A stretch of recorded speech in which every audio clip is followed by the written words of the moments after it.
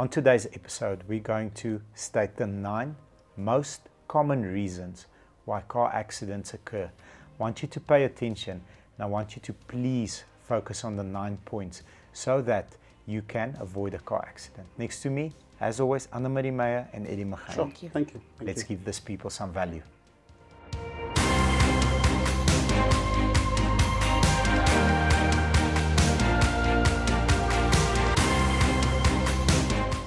In today's technology-filled environment, which is our car, I mean, some vehicles come out with 3, 4, 5, 6 TFT screens. I mean, some vehicles have a TV that's bigger than the TV I've got in my house. It's very easy to get a distraction. So first point is a distraction. Cell phones. Cell phones. I think that is our biggest distraction. Yeah. I've got one of those vehicles that I can run from our dashboard, and it's a touch screen, and I make note to start, then go wherever I need to, and not play on it while, because you can actually insert while you're driving. It can read back my messages, so I'm fine with that. But the distraction is the fact that now you're trying to phone or you're trying to read a message. So those are the kind of things that I switch off on a mute, so they pop up. But if the mute is not off, it keeps on coming through. And that's a major distraction. You cannot. We discussed it early on. There's a proven fact that people that drive need to focus on that. Yeah. The moment it's only, even if it's a cell phone call that you make on wireless, you're not fully focused on the road. So I think it's the most important, because if you don't focus, you can't see obstacles, bad driving, nothing. You can't. You have to focus and get it. Put it away. That's the best thing. Put it away. Don't leave Out it of reach. next to you. Yes. There's a game I play. Every time I drive, especially on the highway, when it's bumper to bumper traffic, the passenger of the car is on their phone. 90% of the time, the driver of the car is also on their phone. Oh, So definitely. wife's busy texting and husband's busy texting while they're But driving. it's sad. But we're And all that's- guilty of this. We're all guilty, but that's why I try and put my phone on mute once I get into Yes. the car. Because Throw then it the in the distraction, door panel. I do leave it on my seat and it's wrong. But if it's on mute, I tend to not look at it. Yeah. But if it's not, I tend to every now and then just look down. So I know I can't answer it now. And obviously, if it's a voice call, it will just pop up. But messages is one of the biggest problems. Yeah, that's the biggest distraction. Number 2, drunk driving. Oof, yeah, that's the cause of major accidents on our roads. And I mean, according to stats, the alcohol limit is 0.05. But remember, we don't react this in the same way to alcohol. For one person, one glass of wine, one beer can get you over the limit. Yeah, and remember, this can land you in jail. Eh? You can end up with a very big fine or a suspended license as well. Yeah. So the best thing would be not to drive, especially if you've been drinking or you are drinking. You might look at an option like an Uber or someone else to drive you. Absolutely. So best is to stay There's away a lot from the of steering wheel. places actually with the insurance companies. I know They've got we services, do, help me yes, services, help yeah. me services. And I think you've got like 5 per year where you can phone and they actually take you with your own car back. And I love those services because one drink. And the worst, you know what? The suspended license, it's you. But what about the other life that you take? So that's what I wanted to touch on. I've got no empathy for a drunk driver that gets hurt. Zero. Yeah. I've got no time for you. life. But for example, somebody that worked night shift and is coming back in the morning, and here comes a drunk driver from a nightclub. And normally a drunk person in an accident is never the one that actually gets hurt. No, very hard. Never, because your body just doesn't react to the accident. Yes. We had that in our office a couple of months Yes, ago, yes. and it was, I could see the pain that people had to endure, and that was someone coming back from work in the morning hours. Unfortunately, yeah. Okay, number 3, speeding. According to the Arrival Live website, speeding increases the severity of the accident tremendously. So Makes sense. if you are at a 120 zone and you can see at least 3 car lengths in front of you, the chances of you stopping in case there's an emergency in front of you are great. If you're driving 190 or 160, your stopping time is quadrupled. Yeah. So we've done the AMG advanced driving courses, and they do a beautiful brake test. That team does an amazing job. They drive at 60 kilometers an hour. And everyone gets it wrong. Yes, and they ask you, where do you think the car will stop? And everybody goes quite far. And they stop and it's like right here. Yeah. Then they drive at 120. So you know, even me, I thought, okay, 60 times 2. Yeah. My maths is not bad. So I did it as well. yeah, 60 times. Yeah, it's probably times 10. Mm. You know, your braking ability, if you are speeding, is quadrupled, yeah, which makes it tricky. Number 4, we've got reckless driving. Exactly what you've just mentioned. That's different to speeding, though. You get some crazies on the road. Crazy guys on the road. First of all, they're going to swerve into smaller spaces where they can't fit in. Yeah. They're going to brake whenever they want to brake. So you always need to look not only for yourself, but for the person in front of you, the one behind you, and the two on your left and right hand side. Because people just go crazy. They don't stop. Stop streets are basically a zero. We've seen it so many times just in the area where we are. Robots is a non-existence. They just carry on the way they want it. It's as if they own the road. Yeah. It's actually a four-way stop, but I've seen cars drive past there. They just go past. Speed over 80 or 100. You know what?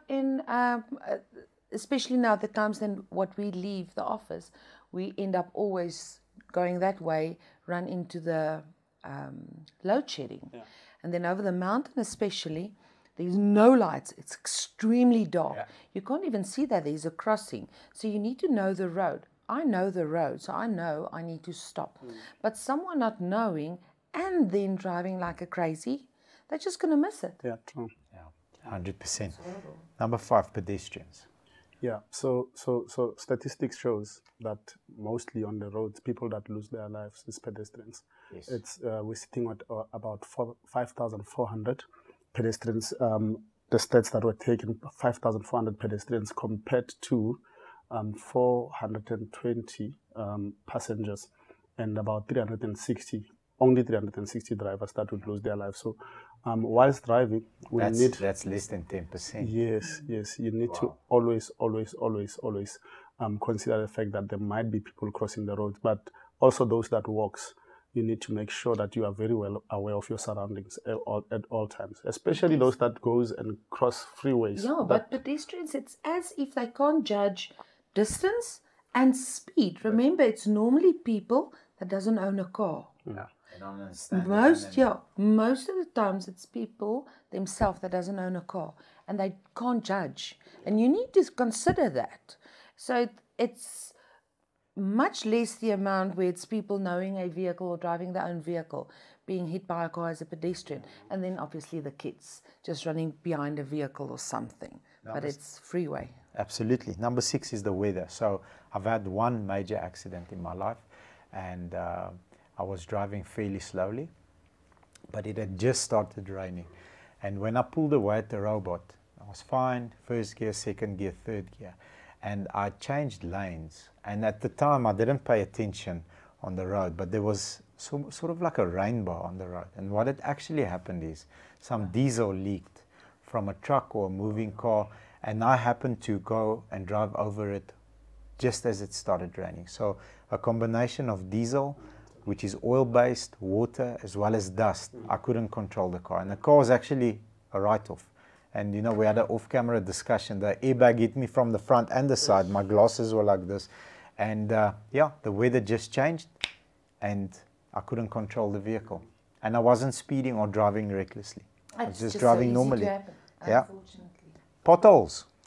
Okay, everyone now, I'm very passionate about that. And that is the kind of claims that we get on a daily basis, where people drive out with their cars, and within the first week they call me to say, I've hit a pothole. Yeah. And that's not for me and you to decide. But if they can just maintain these potholes earlier, then our roads won't be in the situation it is. But unfortunately, a pothole can cause your life. Yes, especially if on you're high speeding. Speed. So in the normal it will areas, cause a rim it's fine. damage. It's going to rim damage. It's something like that. But still, it's damage on your vehicle. It's expensive. It's taking time out of your day and your life.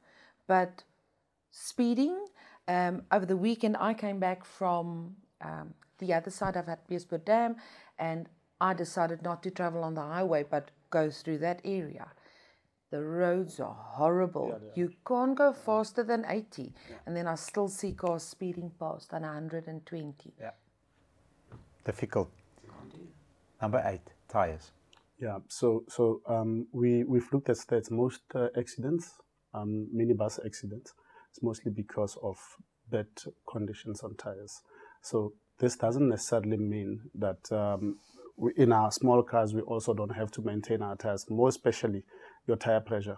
If you are about to take a long trip especially, you need to check your tire pressure. You might also, once in a while, want to rotate your wheels, make sure that they are inspected by a specialist so that you know that you are safe in that regard.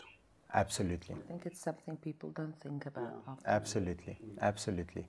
A very good friend actually stopped at the dealership the other day, and our general manager, Mark, said to me, "Hey buddy, have you seen your front tires?" And he said, "No, what do you mean?" He said, "Look at your front tires." And they were worn. And it's a person that can afford the tires. There's no financial issue. He just didn't know. And if it rains and he drives that big SUV with those worn tires, he might have an accident. Lastly, brakes. So most modern vehicles come out with brake sensors that warn you and tell you, listen, you're about to run into problems, you need to change them. If your vehicle is a bit older and it doesn't have the warning system that some of the newer ones have, just remember this as a rule. 40,000 kilometers, your brake pads will finish, depending on how you drive. If you drive a lot of town driving, maybe 25 to 30,000 kilometers. Have your brakes checked by a professional regularly, both front and back brakes. Because at that point when you need them the most, if they fail, you're going to have an accident. I hope this helps you. I hope this adds value to you. We just want to leave you with a message of we all have to do our duty and our responsibility to make sure that everybody's safe on the road. If you like this episode, if you feel that we've shared valuable information, please do hit the like button as well as Please subscribe to our channel. And ring the bell. Thank you very much. Take care and have a beautiful day. Stay safe. Bye-bye.